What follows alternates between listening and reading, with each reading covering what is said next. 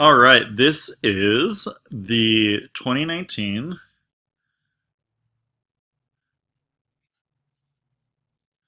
January Geometry Regents answer key. Woo! So I'm going to try to go through each problem, do it the way that you've seen it done in class if you have me this year. And then I want you to work test corrections. Make sure that you put the problem number of any wrong or questions that you guessed right. I want you to put the correct answer, and I want an explanation. Remember, this should either be work that gets to the right answer, things to remember, basically anything that I write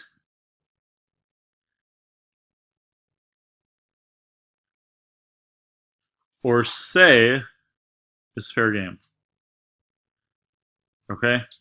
So I just want to point out really quickly, well, no, I'll talk about it in class. That is it. So let's get started. Remember, pause the video whenever you're done. Whenever you're answering a question, whenever you're writing, try to make sure you understand what I'm saying, right? This isn't TV. This should be an active learning experience. You're going to be an active learner.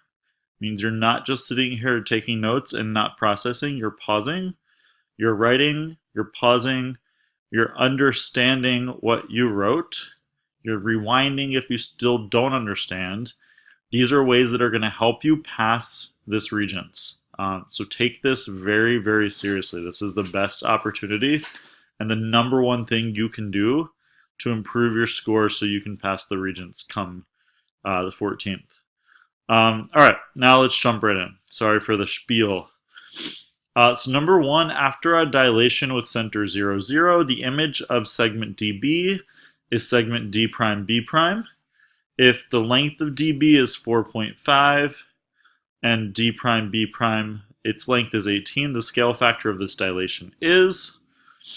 So one way to determine scale factor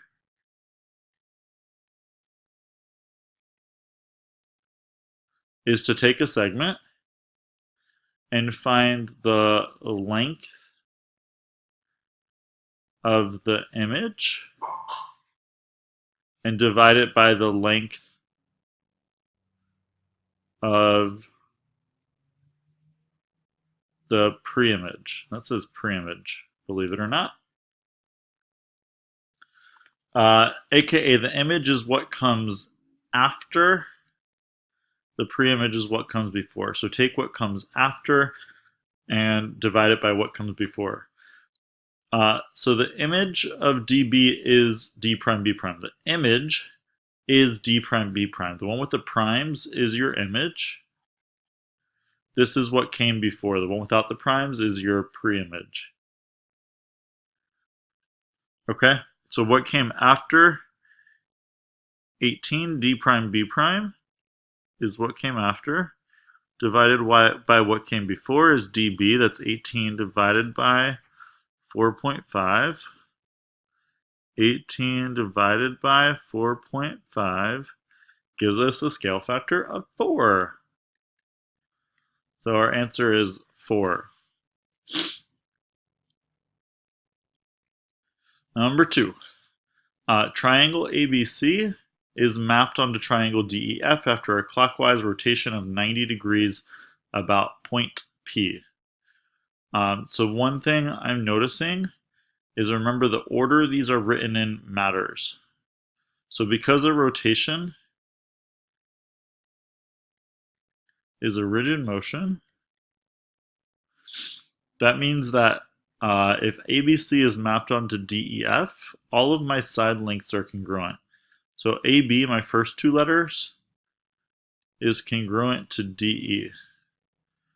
BC, my second two letters, is congruent to EF. And AC, my first and third letter, is congruent to DF. So how is that helpful? Well, they tell me that DE is 2x minus 1. So 2x minus 1. And I know that DE is congruent to AB. So I can set up an equation where I have 2x minus 1 is equal to the length of AB, which is 16. And that's an algebraic equation I can solve. I can add 1 to both sides, giving me 17 is equal to 2x. Can divide both sides by 2.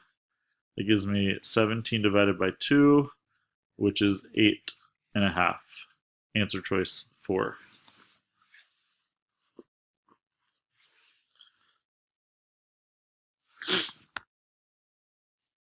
Okay. Question number 3.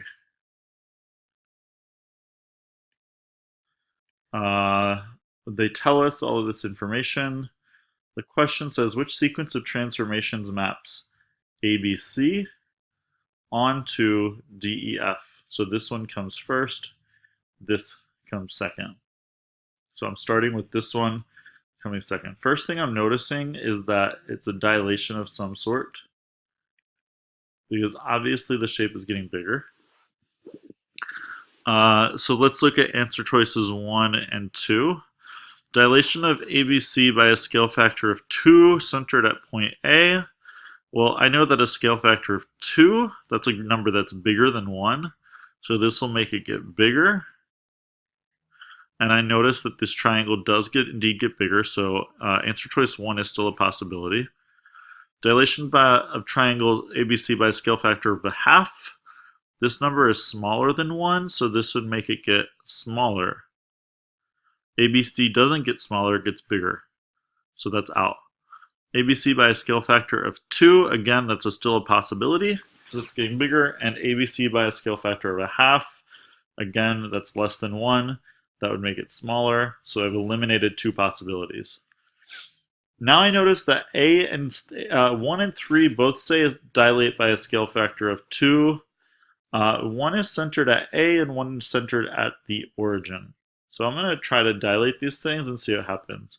If I dilate ABC by a scale factor of 2 centered at A, that means that A is not moving. And then if I want to dilate point B, I notice that to get from A to B, I go down 1, 2, 3, 4 to the right 1, 2, 3, 4. If I'm multiplying that by 2, that's my scale factor, that would mean I go down 8 and to the right 8. So 1, 2, 3, 4, 5, 6, 7, 8. 1, 2, 3, 4, 5, 6, 7, 8. That would be B prime. And then notice that 1 stops after that dilation. So I could have not even done this. If I dilate at A stays put. And if that's all I'm doing, none of these points are where A is, so this can't possibly be the answer because all of the points are somewhere other than A. So there's no way that 1 is the answer. All right, and B prime isn't on top of any of my points. I just wanted to make sure that we saw how to dilate again because it's going to keep coming up. So let's check out why 3 is correct. Dilate ABC by a scale factor of 2 centered at the origin. So this time I'm centered here. Okay, if I dilate A centered at the origin, to go from the origin to A, I'm going left 2. If I multiply that by my scale factor, that means I'm going to go to the left 4. 1, 2, 3, 4. That's A prime. To get from the origin to B, I'm going down 4, right 2. So multiplying that by 2 means I'm going to go down 8, right 4. So 1, 2, 3, 4, 5, 6, 7, 8. 1, 2, 3. So there's B prime. And then to get from O to C, I'm going to the right 4 up 2.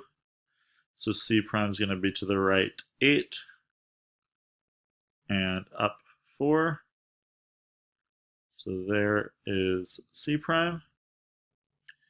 So here's the original triangle. Could have probably drawn a straighter line. There we go. And then it says, after I dilate it by a scale factor of 2, I'm rotating at 180 degrees around the origin. A 180 degree rotation, that's a straight line. So this point, if I rotate 180 degrees, it's going to go through the origin and then form a straight line and come out the other side the same distance. So notice that that's 4 units, so this point will end up 4 units, so A maps onto D. This point, if I rotate it 180 degrees, draw a straight line from there to there, 180 continues that straight line, would map onto F, and B maps on to E. So 180 degree rotation. Second, after I've already dilated it by a scale factor of 2, both centered at the origin, is the correct answer. Number 4, we've got a rhombus with non-congruent diagonals. So which transformation would not carry it onto itself? So this can be a little bit of a tricky one. So let's see, if I reflect over the shorter diagonal, let's assume that this is the shorter diagonal, and I'm reflecting. So I'm going to remember that reflections, or that the line of reflection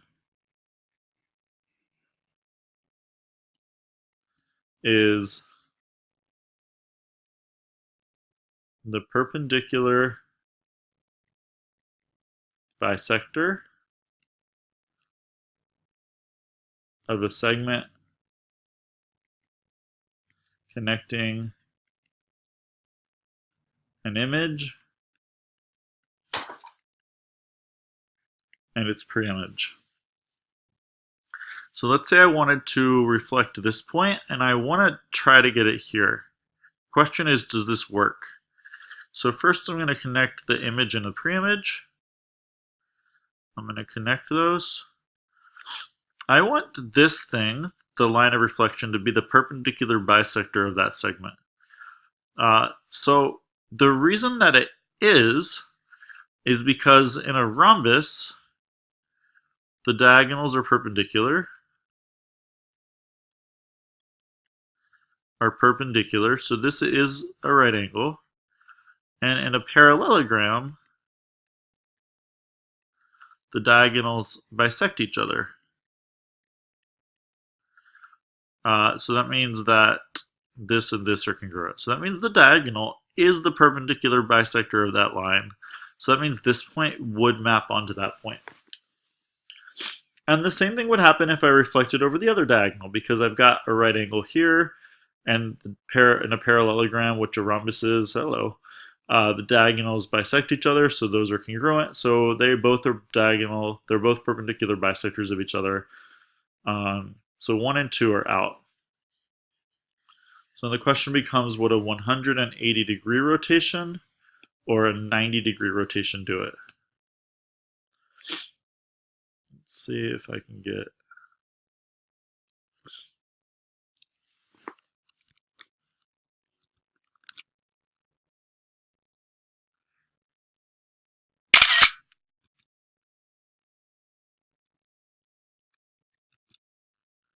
No, you don't want to work for me?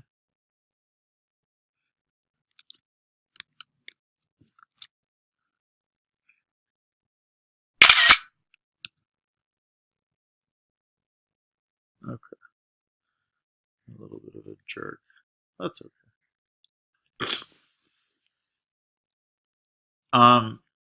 Sorry about that. We'll see if I can go back and edit. Or not.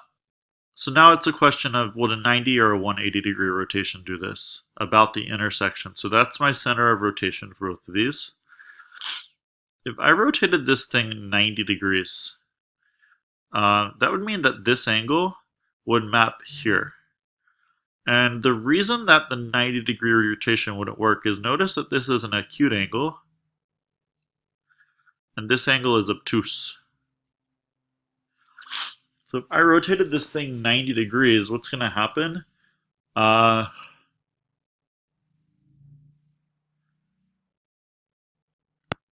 we go. If I rotate this thing 90 degrees,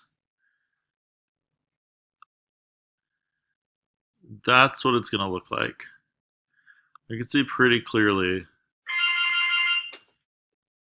We can see pretty clearly that that doesn't map onto itself. I think this is actually it, right? 90 degree rotation. That's the 90 degree rotation. That clearly doesn't work. But 180, there we go, does. So when I rotate it 180 degrees, it matches with itself. So 90 doesn't work. 180 does. My answer is 4. A lot of 4s.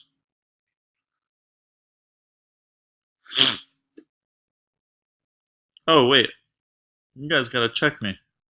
It says which one would not carry it onto itself. We already said that 1 and 2 would. 4 also would. So 3 is my answer. Okay, number 5. Here's what we know. We know that this arc is congruent to this arc. Angle EKA is congruent to angle EIT. And we want to know which statement about the two triangles is always true. Well, just that information, right? Remember congruency. We have to either have side angle side, side side side, angle side angle, angle angle side, or HL. And for similarity, we either have to have angle angle, side side side, or side angle side.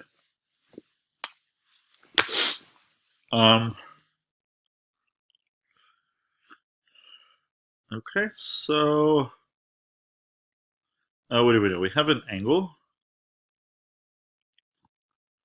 All right, one thing we know that if these arcs are congruent, because angle KAE is an inscribed angle, and it's intersecting arc KE, right? Here's my slice of pizza. That this angle is half of this arc. And similarly, this angle is half of that arc. So since the arcs are congruent and these angles are inscribed, so they're half of the arcs, these two angles also have to be congruent. So right away, what do we know? We know that these are at least similar because we've at least got two congruent angles. Why are they not right triangles? Well, the reason they're not right triangles, what would make them a right triangle? Take that away. What would make them a right triangle is if EA were a diameter or TE were a diameter. So the reason they're not right triangles is these are all inscribed angles, so they're half of the arcs they intercept. But this isn't a half a circle, this isn't a half a circle, and this isn't a half a circle. So none of those angles can be half of half a circle. Half a circle is 180. None of those angles are 90 degrees. So they're not right angles for sure. All right, so we had this angle was congruent to this angle, and we had this angle was congruent to this angle. There's one other little fact we can use here. If we ever have two congruent arcs, these chords that intercept them also have to be congruent. So whenever you have congruent arcs, you're also going to have congruent chords. So KE and EI are congruent chords. So what does that mean? That means we have angle, side. So these two triangles are congruent.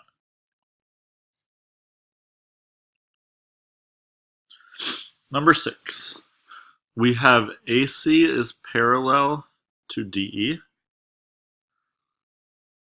So since they're parallel, we've got some congruent corresponding angles.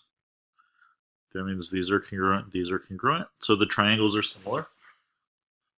We know that AB is 15, BC is 12, EC is 7, and we want to know the length of BD. So the way we've done these problems that I still recommend every time is to write your similarity statement. Triangle BAC is similar to triangle BDE. So BA over BD is equal to BC over BE is equal to AC over DE. AC and DE we've got no numbers for, so useless. So what do we have numbers for? BA is 15. BD is what we're trying to find x. BC is 12. BE we don't know, but we know the whole thing is 7 and the whole thing is 12 and CE is 7. So BE is 12 minus 7, or 5. That's what we got. We're going to cross multiply. 5 times 7 is 75, is equal to 12x. Divide both sides by 12. You get x is equal to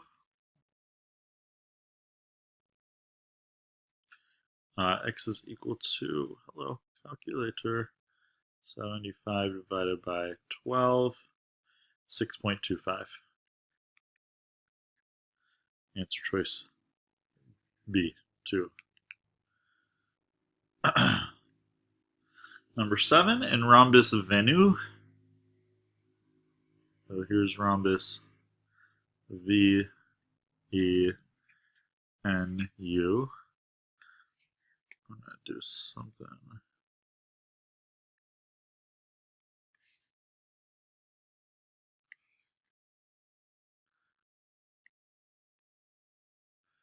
Here we go. Whatever. We're going to pretend you're a rhombus,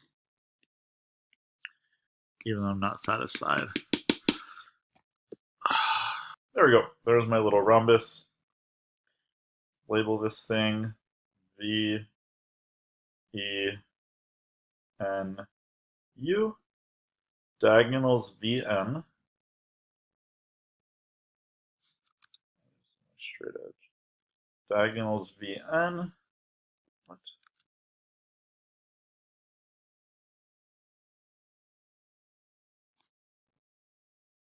What the crap is this? Okay, diagonals VN and EU intersect at point S. If VN is 12 and EU is 16, what's the perimeter of the rhombus? Alright, so here's how I'd approach the problem. First of all, I need to know that the diagonals of a rhombus are perpendicular, so they make a right angle. I also need to know that the diagonals bisect each other. So if this is 16 and this is 12, that means that this is 8 and 8, and this is 6 and 6. So how does that help me? Well, if I look right here, I've got a right triangle. I know one side is 6 and one side is 8. I can use that to find this side because that's the hypotenuse by using the Pythagorean theorem.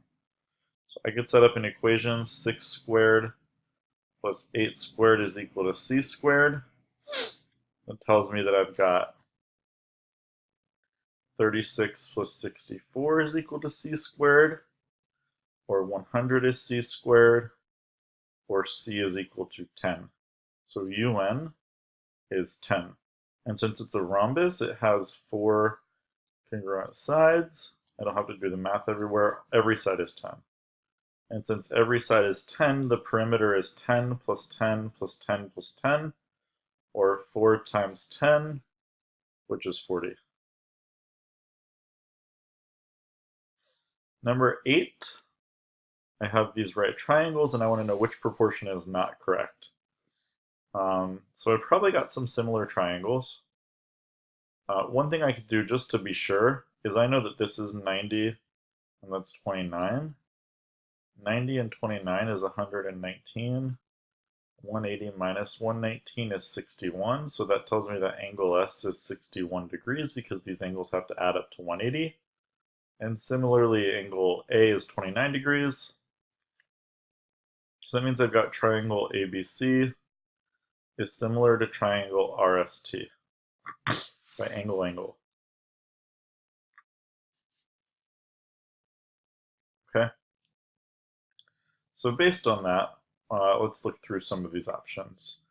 BC over ST, good so far, equals AB over RS. That's obviously fine. BC over ST is equal to AC over RT. That's obviously fine. Everything matches. 1 and 2, 4 are written a little bit differently. Remember we said we could have the relationship written vertically. We could also have the relationship written horizontally if we want. So if we're pulling from different triangles, we could check to see if this relationship is true. AB over RS equals AC over RT. That's true. 1 seems like it works. AB RT, RS A. Actually, 1 doesn't even. This looks ridiculous. AB. Oh, I see what. Okay, AB RS, and then RT AC. So this seems to work. The issue is that, yeah, they're trying to do this like on one side a vertical relationship, but then they switch it and use the letters in the wrong order. So the issue is that the left side pulled triangle ABC over triangle RST, but then on the right side they did triangle RST over triangle ABC. You can't do that. You have to be consistent. So if you're going to do ABC over RST, you have to stay with ABC over RST. So 1 is not correct because it would have to be correct, it would have to be AC over RT.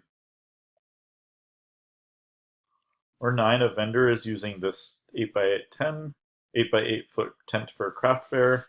The legs are 9 foot tall and the top forms a square pyramid with a height of 3 feet. What is the volume the space occupies? So notice the bottom is a rectangular prism. And the top is a pyramid. The volume the tent occupies, so I'm going to have to find the volume of the prism and add it to the volume of the pyramid to find the total volume. Rectangular prism, to find the volume of a rectangular prism, so you could use the volume formula on the sheet, or you could remember for a rectangular prism, it's just length times width times height. The length, width, and height, right here's my rectangular prism, because it's this shape here. Everything excluding the pyramid. The length, the width, and the height are 8, 8, and 9. So the volume is 8 times 8 times 9. And the volume of a pyramid is 1/3 capital BH, where capital B is the area of my base. The pyramid is this shape here.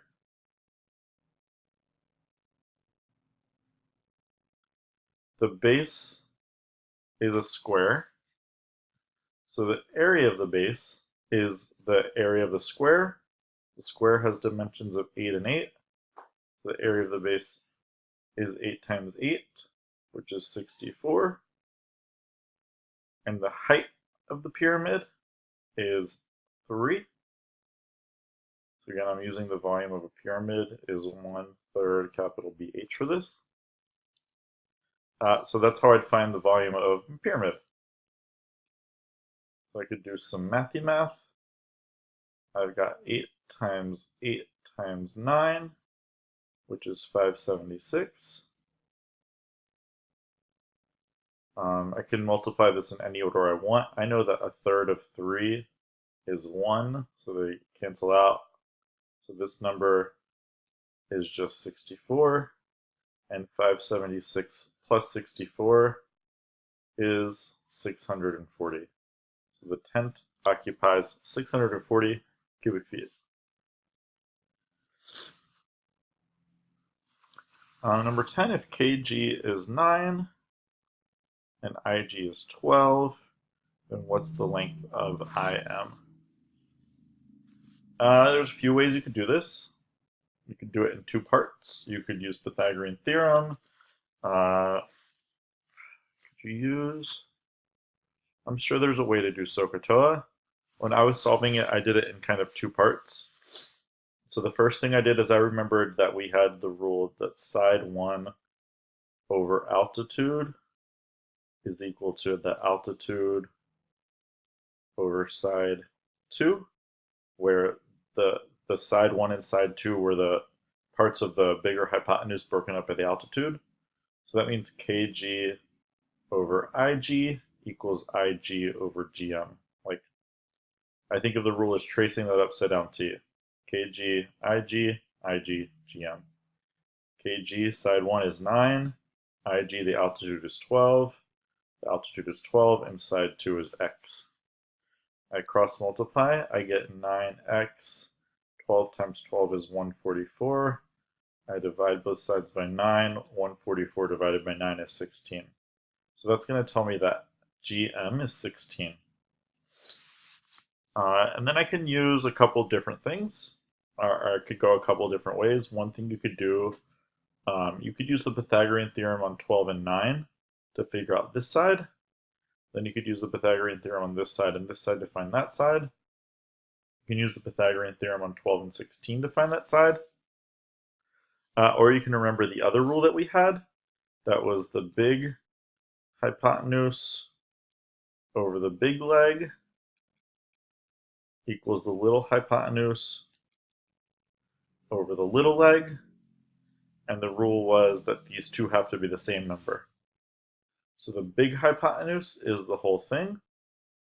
That's 25 over the big leg. That's what I'm looking for. That's x is equal to now the little hypotenuse, x over the little leg, 16.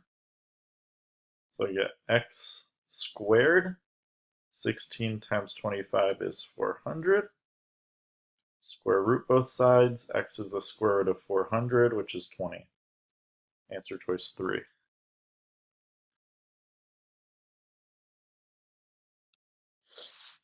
Number 11, which three-dimensional figure will result when a rectangle 6 inches long and 5 inches wide is rotated continuously about the longer side?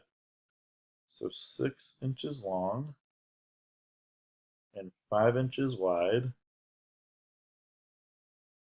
is rotated continuously around the longer side. So I'm rotating around that side.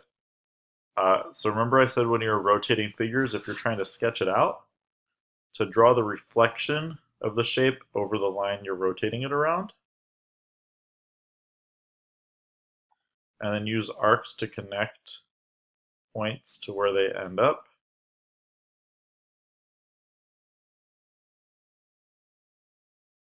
Something like that.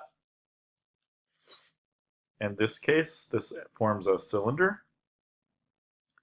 The radius of the cylinder would be 5, and the height would be 6. Answer choice 3. And number 12, Which statement about parallelograms is always true? Diagonals are congruent. This is true about every rectangle, but not every parallelogram. The diagonals are perpendicular. This is true about every rhombus, but not every parallelogram. And the diagonals bisect their angles. This is again true about every rhombus, but not every parallelogram. But in every parallelogram, the diagonals do bisect each other. So answer choice 2.